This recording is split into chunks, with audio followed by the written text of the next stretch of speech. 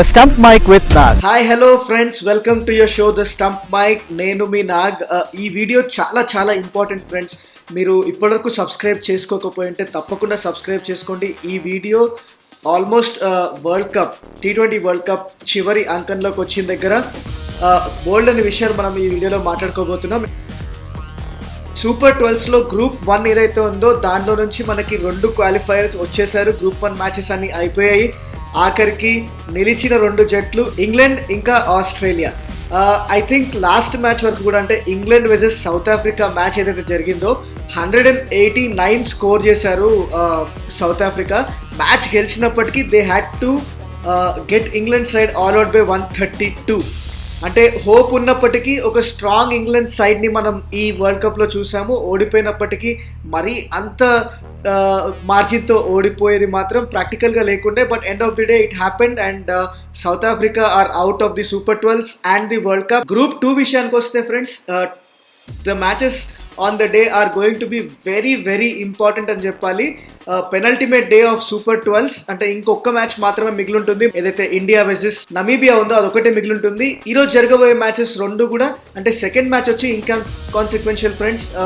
In case Pakistan కనుక చాలా పెద్ద మార్జిన్తో గెలవగలిగితే, మేబీ న్యూజిలాండ్ ఆఫ్ఘనిస్తాన్ మీద గెలిచేసి 8 పాయింట్కి వచ్చేస్తే, మేబీ అలాంటప్పుడు they will have to fight between 1 and 2. కానీ otherwise I think Pakistan is sitting qualified already. So second qualifier కోసం వాళ్ళు వెయిట్ చేస్తున్నారు.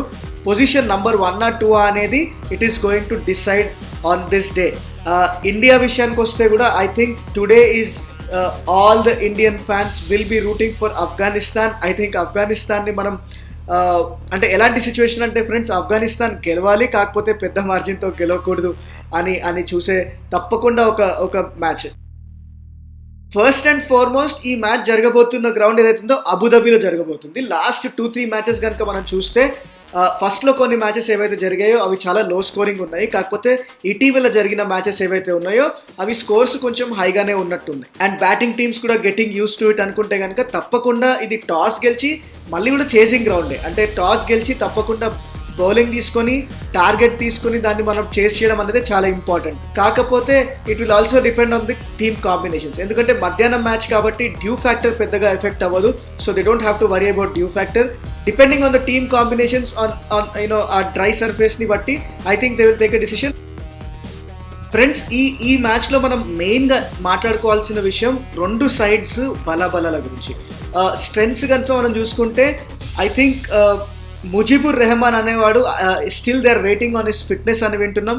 సో తను టీంలోకి వస్తే ఈక్వేషన్ కంప్లీట్గా మారిపోతుంది. ఎందుకంటే న్యూజిలాండ్ విషయం మనం చూసుకుంటే, New Zealand has never been tested in there middle order. అన్ని మ్యాచెస్లో కూడా గప్టిల్ బాగా ఆడటము, కాన్వే మంచిగా ఆడడం ఇట్లా నడిచింది, కానీ they have not been tested in there middle order. ఇండియాతో ఏదైతే మ్యాచ్ గెలిచారో ఆ మ్యాచ్లో చూసుకుంటే కూడా top order finish the match.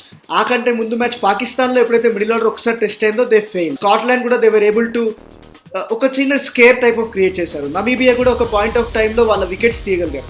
So middle order of New Zealand is the biggest challenge అని చెప్పుకుంటే కనుక 100% Mujeebur Rahman with his knack of taking new ball wickets, I think it becomes very important. అంటే అశ్విన్ మన ఫిజియోని కూడా ఇస్తానని చెప్పి జోక్ చేసి మనం చూసాం. The only reason being that New Zealand players spinners కొంచెం వీక్ పాయింట్ వాళ్ళకి స్పిన్ ఆట. సో అలాంటప్పుడు వస్తే కనుక 100% this will be very important factor when it comes to Afghanistan. Form guide చూసుకుంటే friends, form guide is going to be inconsequential అని చెప్పాలి. ఇద్దరు కూడా 3-2 అంటే wins is 2 losses. And New Zealand కూడా వచ్చేసేసి లాస్ట్ 4 మ్యాచెస్ గెలిచింది. I think of all the matter this becomes inconsequential ప్రస్తుతానికి. ఎందుకంటే both of them are strong, both of them are on their day the best teams to beat. అంటే on paper కనుక మనం చూసుకుంటే New Zealand looks to be a better. కాకపోతే Afghanistan, నేను first match నుంచి చెప్తున్నా ఫ్రెండ్స్, ఆఫ్ఘనిస్తాన్ని ఎవరైతే లైట్గా తీసుకుంటారో that is the biggest mistake they will ever do. So ఈ ప్రెషర్ మ్యాచ్లో 100% న్యూజిలాండ్ లాంటి టీంకి ఆఫ్ఘనిస్తాన్ అనేది ఒక పెద్ద అపోనెంట్ లానే వాళ్ళు కన్సిడర్ చేస్తారు. And they should be able to irrespective of form, irrespective of recent victories or losses, I think they should go with a mindset, a knockout mindset, and I think it is going to be very crucial for New Zealand to take every player in the opposition on its merit and not be over complacent about their situation. Playing 11 వాళ్ళ I think Afghanistan start చేస్తే Zazai, Shahzad, Gurbaz and Naib వీళ్ళు top four form చేస్తున్నారు. Zadran and Mohammad Nabi is doing very well with the ball and bat. Janat bowling last ఏదైతే ఉందో తను ఒక మంచి batsmen లాగా కూడా బయటకు వస్తున్నాడు కాబట్టి I think he contributed good runs in the Indian match అని చెప్పాలి. సో తను తప్పకుండా ఉంటాడు. రషీద్ ఖాన్, ముజీబుర్ రెహమాన్ ఇక్కడ ఏదైతే ఇన్ కేస్ నా గట్ ఫీలింగ్ ఏంటి అంటే in case they are looking at this match like spinning pitch అనుకోండి. ఫర్ ఎగ్జాంపుల్ స్పిన్నర్స్ బాగా ఆడతారు అని వాళ్ళు డిసైడ్ అవుతే కనుక I think they may still keep Sharafuddin and Mujeebur Rahman and replace him with someone like Hamid Hassan. నేను ఇంతకుముందు మాట్లాడుకున్న మ్యాచ్లో మనం అనుకున్నాము తను మంచి అసెట్ టీమ్కి, సీనియర్ ఎక్స్పీరియన్స్. కాకపోతే ఏదైతే వీక్ పాయింట్ న్యూజిలాండ్కి ఉన్న వీక్ పాయింట్ మనం ఆలోచిస్తున్నామో batting against spin has always been there problem అనుకున్నప్పుడు ఈ ఒక్క డిసిషన్ మాత్రం మొహమ్మద్ నబీ తీసుకోవాల్సి వస్తుంది. Will he go with 4 spinners అంటే తను, మళ్ళీ Rashid Khan, Sharafuddin and Mujeebur Rahman and Naveenul Haq is really bowling well in terms of new ball as well as death bowling and already వాళ్ళకి జనాత్ ఉన్నాడు. So the decision they have to make is between Hamid Hassan, Mujeebur Rahman వస్తే. రాకపోతే they don't have a choice, they will have to go with the same playing 11. కాకపోతే ముజీబుర్ రెహమాన్ వస్తే I think depending on the pitch నాకు తెలిసి it should be a decision to make between Sharafuddin Ashraf and Hamid Hassan. New Zealand విషయానికి వస్తే friends, New Zealand has been playing well. అంటే first మ్యాచ్లో కొంచెం తడబడ్డారు పాకిస్తాన్తో ఓడిపోయినప్పుడు. కాకపోతే వాళ్ళ స్పిన్ బౌలింగ్ ఏదైతే శాంట్నర్ ఇంకా ఇష్ సోడీ ఆడుతున్నారో చాలా బాగా ట్యాండమ్లో బౌలింగ్ వేస్తున్నారు with a very good economy rate and they are picking important wickets at important times. Last మ్యాచ్లో కూడా చూసాము నమీబియా ఎప్పుడైతే వాళ్ళు కొంచెం స్ట్రాంగ్గా కనపడ్డారో the moment Santner came in, the moment Ish Sodhi came in, ఒక 2-3 వికెట్లు పడిపోగానే they were able to create that impact. So అలా చూసుకుంటే కనుక స్పిన్ ఫ్రెండ్లీ పిచెస్ ఉన్నప్పుడు I think they are being the trump cards for New Zealand. We seldom see a New Zealand team which is అంటే ఒక Vettori ఉండేవాడు, లేకపోతే అలా నేతన్ ఆసిల్ అట్లాంటి వాళ్ళు ఉండేవారు. కానీ ఇద్దరు స్పిన్నర్స్ మీద ఏదైతే డిపెండ్ అయ్యే ఒక బౌలింగ్ అటాక్ ఏదైతే ఉందో మనం ఇక్కడ చూస్తున్నామో ఇట్స్ చాలా అరుదైన విషయం న్యూజిలాండ్ విషయానికి వస్తే. So I think it's a very positive thing for them going in to this match when it is pressure situations. I think these are the guys who have played the matches, who have been there, experience ఉంది వాళ్ళకి. Cool and calm captain కూడా ఉన్నాడు Kane Williamson కాబట్టి I think they will go in with that. I think Martin Guptill is in, I don't no.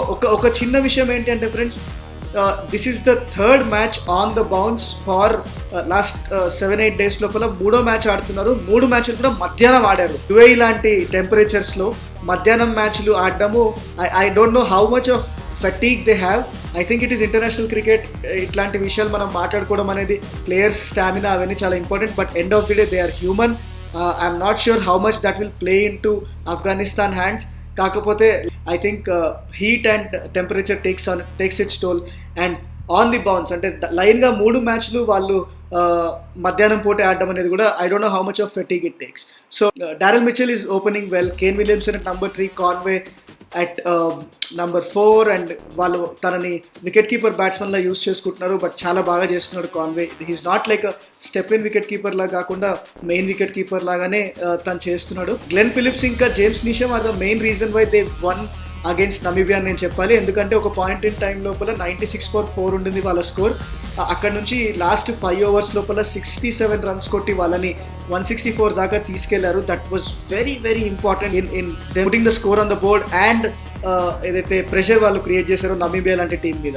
100% Mitch Santner and Adam Milne, Tim Southee, Sodhi and Boult వీళ్ళది ఒక settled, అంటే England తర్వాత నన్ను అడిగితే కనుక the most settled playing 11. First నుంచి కూడా పెద్దగా చేంజెస్ లేకుండా ఆడుతున్న టీం వీళ్ళే అని చెప్పాలి.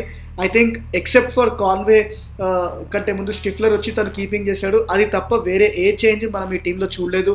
సో ఇంత కన్సిస్టెంట్గా ఆడుకున్న team I don't think beating Afghanistan should be a big challenge. Otherwise it should be a good match for both of them. ఒక అన్బిలీవబుల్ ఫ్యాక్ట్ ఏంటి అంటే ఇప్పటిదాకా ఆఫ్ఘనిస్తాన్ న్యూజిలాండ్ T20Sలో ఎప్పుడు ఆడలేదు friends. This is the first meeting to each other. అంటే ఈ విధంగా చూసుకుంటే కనుక ఐపీఎల్లో తప్ప మేబీ గప్టిల్ ఎప్పుడు రషీద్ ఖాన్ ఆడలేదు, నవీన్ ఆడలేదు, అండ్ వీళ్ళెప్పుడు వాళ్ళని ఆడలేదు. So it is going to be a beautiful contest between 2 newly playing teams each other. So 100% ఇదొక beautiful match. 1 billion Indian fans అందరూ కూర్చొని దేవుడా దేవుడా ఆఫ్ఘనిస్తాన్ని గెలిపి అని మొక్కుకునే ఒక మ్యాచ్ మాత్రం ఇది తప్పకుండా అవుతుంది. ఇంతమంది మొక్కుల వెనకాల ఆఫ్ఘనిస్తాన్ ఇండియాకి ఫేవర్ చేస్తుందా, లేకపోతే న్యూజిలాండ్ ఈ మ్యాచ్ గెలిచి అసలు లాస్ట్ మ్యాచ్ ఇండియాది ఇన్కాన్సిక్వెన్షియల్ చేస్తుందా అనేది మనం ఈ రోజు తేలిపోతుంది. రేపు సాయంత్రం 7:30 కల్లా మనకి ఇండియా పరిస్థితి ఏంటో 100% తెలిసిపోతుంది ఫ్రెండ్స్. అందుకనే ఈ మ్యాచ్ మనం తప్పకుండా చూడాలి 3:30కి.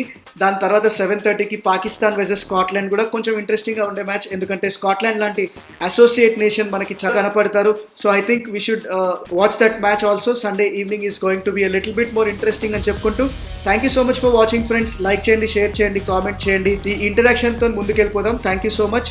Good day.